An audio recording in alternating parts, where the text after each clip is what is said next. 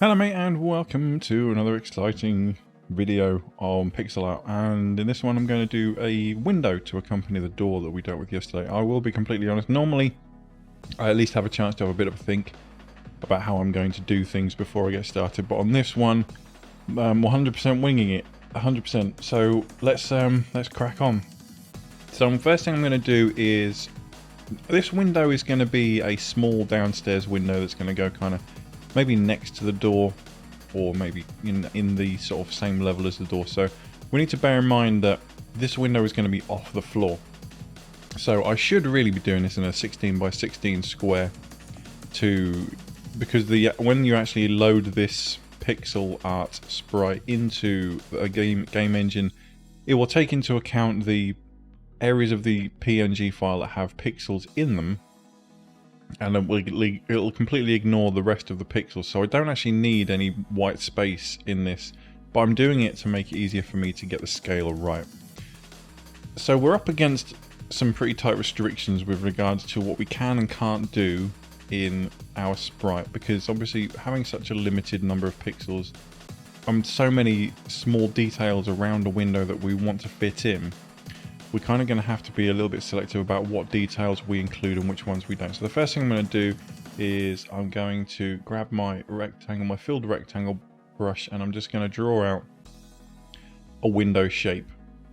This is the pane of glass that's going to go inside of our window, and as you can see I've left some space at the bottom for whatever reason. Maybe we can just leave that white space, maybe we'll put some decorations under it or something anyway. The next thing we need to do is decide on the colour of the frame of our window. But before I do that, I want to decide how I'm going to handle how am I going to make this thing look like glass.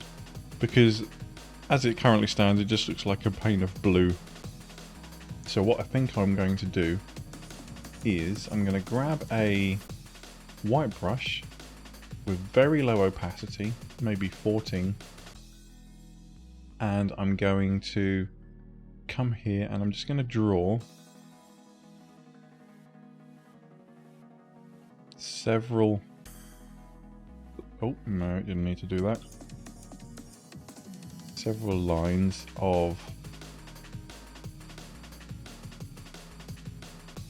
diagonal across. And I think I'm going to do 4. Okay, so now I'm going to come back and I'm going to go over it again.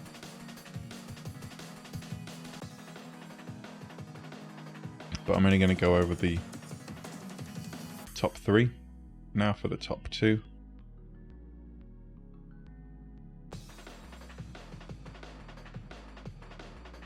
And now for the last one. I didn't have to do that diagonally. I could have just done it horizontally and it would have been just as fine. But I think I'm happy with that.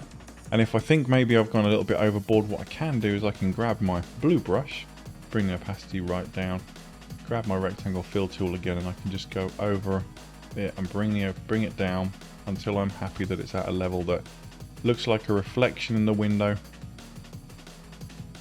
but isn't too jarring. So I'm kind of happy with it where it is anyway. So what we're going to do now is grab this, and I'm going to do it as a modern window with one of those kind of PVC type frames. So we'll grab a nice color here. I'm actually going to go with I feel like blue is the theme that we've sort of gone for here, so I'm going to grab quite a light blue. Make sure that my opacity is right up now. And now I'm going to just draw a frame around the edge of our window. And again, I'm kind of winging this, so if this looks garbage, then I'll obviously start again with a different type of frame. And now what we need to do is just cap it off with the bottom. Now, window sills generally will have a bit of a wider patch there that will come out of the bottom. And because we're looking at this in perspective, we do want it to have a bit of a taper like that. And now we obviously need to consider that the top frame is going to, generally speaking, it depends on the window. Some of them do have a window frame that comes out at the top. I don't think the more modern ones generally will have that in there, but they will have what I'm going to draw now. So bring our value all the way down, and we're going to grab our low opacity brush at maybe like 30. And we're just going to add a couple of shadows there just to give it the look of that being three-dimensional. And then under the actual window pane, I need to add that to the glass as well so that we can see that it's hanging over the glass.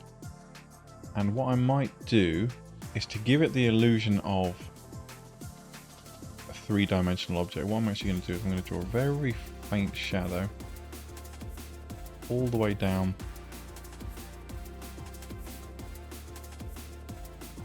the sides there, and then I'm going to go over them one more time, being careful not to spill over into any of the other areas. And then I'm going to come down halfway with another one,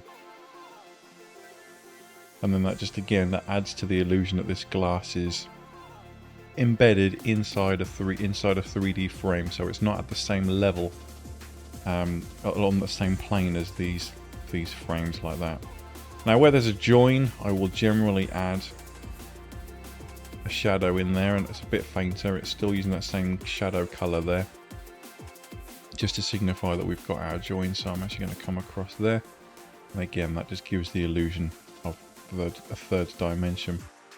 Now these two panes are also, these two bits are also not on the same level, but this is meant to be a three-dimensional object, and I'm actually thinking that maybe it's worth getting rid of this bit that sticks out, that juts out on the side there a little bit. And what I'm actually going to do is I'm going to add a slightly darker color along the front, so I can continue using this color if I want to. That's to indicate that this is a horizontal plane, or a plane that's pointing downwards. But then the rest of this frame is also doing the same. So what I could probably do is undo that, and instead I'm going to grab a white brush, and I'm going to draw, because we've got a bright color, we need to change our opacity. I'm actually going to go up on the brightness on this instead, so that it kind of gives the feeling of being a three-dimensional object sticking out from the window. And there we go, we've got that now. And because it's a PVC, it's a slightly shiny color, I'm actually going to go and add the old classic highlight in there just to make it look shinier like that. And now what I can come back on is my really dark brush again, and I'm going to add a little bit more shadow in the middle. Not perhaps that much, that's quite a lot. There we go. Remembering that when we are adding shadows, we can go much lower on our opacity, because the eye is much better at picking up those kind of things. Okay, so now we've got that. So this is kind of a basic window. Some windows maybe will have a pane going across the middle to kind of signify that it opens that way. I think more modern windows tend to have a hinge on the side and open out that way. It really depends on the home. Some of them even pivot in the middle, don't they? Which is, you know, those are things that it's very tricky to indicate in pixel art, because obviously you can't see those things from the outside. The only kind of windows that you can really tell are the ones that have the joint in the middle that give you the split effect. So what I'm actually going to do is I'm going to bring my opacity down, or my brightness down. In fact, let's do that. I'll grab this color, and I'm just going to see how it looks that way. Does that look okay? It looks alright. I think I'm going to have to add a shadow underneath it in order to sell it. So I will grab my super dark brush and come across and see how that looks. It looks alright. If I did that I should probably do that on a separate layer. So if I create a new layer, and again I grab this color and I come back across there, and then I come back to my really low value there and draw that across. Now if I don't like it further down the line, I can just redo it another way if I so choose. But I'm not unhappy with that result, to be honest. It could be a lot worse. And because I've done it in a slightly different color, not to indicate that it's on a different level from these window panes, although it could be interpreted that way. I've mainly done it just so that you can tell that that's what it is. It's a bit in the middle, but kind of a join between two panes of glass. So you could, if you were just creating a very plain window, leave this as is and get away with it, it'd be fine. But I feel like we need some more decorations here to make this look a bit more interesting, a bit more interest to the eye. So I'm actually going to grab some kind of brown color, and I'm on a separate layer here so that it's not going to impact me too badly. And what I think I'm going to do is I'm just going to put some kind of decoration on the windowsill. And again, because of the size of the sprite that we've chosen, we are actually in a position where we can go too mad here. So I'm just going to... Really, basically, we're stuck with very minimal... What colour do I want this to be? Yeah, let's go with the yellow. Yellow is good. Yellow's a very calming colour. And then we'll come with a darker yellow in there. And we're just literally adding little bits of decor there. And if we wanted to get really sort of funky, we could add a little bit of a shadow either side of it just to indicate that it is a three-dimensional object. I might even add a bit of a shadow just there. Yeah, there we go. So that's something. If we wanted to get even more technical, we could hint at some drapes on the inside. So let's do that. And again, now we're going to have to keep the opacity really low so that we don't stuff up what we've already done. And it's basically going to have to be variations of this color with, let's say someone has beige curtains in there. Beige and blue together, almost they kind of cancel each other out because beige is a very neutral color, but it does sort of lean towards the yellow end of the spectrum. And yellow and blue are the opposites of each other on the color wheel, so they complement each other, but they also cancel each other out when they're brought together in the middle and they come towards sort of a greenish color. So we're going to want to go somewhere in this vicinity, really low kind of saturation, quite high in terms of brightness value, but very low on the opacity. And again, I'm gonna come from a layer in between my flower pot and my window layer there, and I'm just gonna very subtly paint in there just to give us the illusion of some kind of drapery behind it.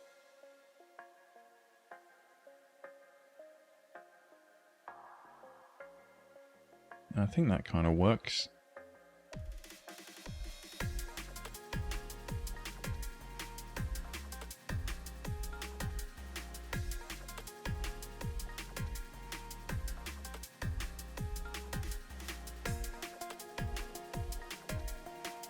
Yeah, that's kind of selling it. I could probably do with going a little bit higher perhaps on the value. Let's come up with my alpha a little bit. And now because this is all on a separate layer, so what I can actually do is just grab my fill tool and fill those a little bit more. Yeah, I'm kind of happy with that. Again, because we've got our colors more or less right, we can see that there's very much a beige thing going on there. Pretty happy with that overall. It could be worse, and if we don't like it, we can just get rid of it. Now we are in a situation where we have actually gone over our shadows and highlights, which in hindsight I probably shouldn't have done, but because we're using a low alpha color, you can still kind of see it through, so it's not too bad of a problem at the moment. Now, you could go crazy and add loads and loads of window decorations here, but I would strongly advise against it, purely because you will end up in a situation where you end up with too much clutter. You might feel like putting a pair of sunglasses or something like that just resting on the windowsill on the outside. But bear in mind, this is the outside of a window. Usually these places aren't going to have anything too valuable on them. You could draw ivy hanging underneath, but again, in this situation, I think less is more. What I do want to do though is I want to look at this highlight here, because it just feels a little bit wrong now that we have other things going on in the window. So what I want to do is I'm going to grab my window color and I'm just going to get rid not by doing that, by using the pen brush. I'm going to get rid of it on this layer. Like that, so we can still see our drapes. And what I'm going to do instead is I'm going to come to the very top layer. I'm going to add a new layer. I'm going to grab my white color again, making sure that I've not gone too crazy. And I'm just going to add my reflection back on top of all of this gubbins. So I need to grab this color first and just, I believe that was that layer, and just get rid of that from there just for now. And we could hint at some kind of three-dimensional thing going on back here, but I feel like that would be overkill. So now we're in our very top layer. We're going to grab our super white brush, really low opacity, and we can now experiment on our entirely separate layer with different highlight methods. And you can be quite sloppy, to be honest, because the player doesn't know what reflection is of. They just know that it's a reflection that you're hinting at. So you could just be really sloppy like that and it would still have a fairly effective look. But I think for the purposes of what we're trying to achieve, I think what we should probably just go with is some kind of really simple gradient on the top pane. I'm going to use my build rectangle tool. Just going to come across there, and do that. And I'm just looking at it in the small window over here and trying to decide whether or not that is an effective way of doing it, or if I'm going to have to do it at a different angle. We can always do that by rotating.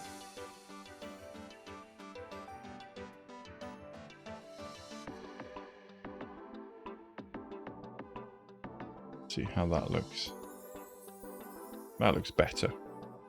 To me, to my eye, that looks better. In fact, I could bring that down a bit more if I wanted to, but I just feel like in the top pane is where the majority of stuff is, because realistically, if this is one of those windows that opens from the center, this bottom pane is going to be recessed behind the top pane, so the majority of the reflection is going to be caught in the top pane. I feel like this one's going to be a little bit darker, which we haven't currently hinted at, and we can do that. We can come back on our value here, and I could just draw a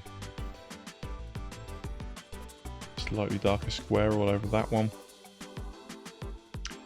using the correct tool, obviously, and that just gives that little bit of difference in color there to make it look like the back pane is behind the front pane.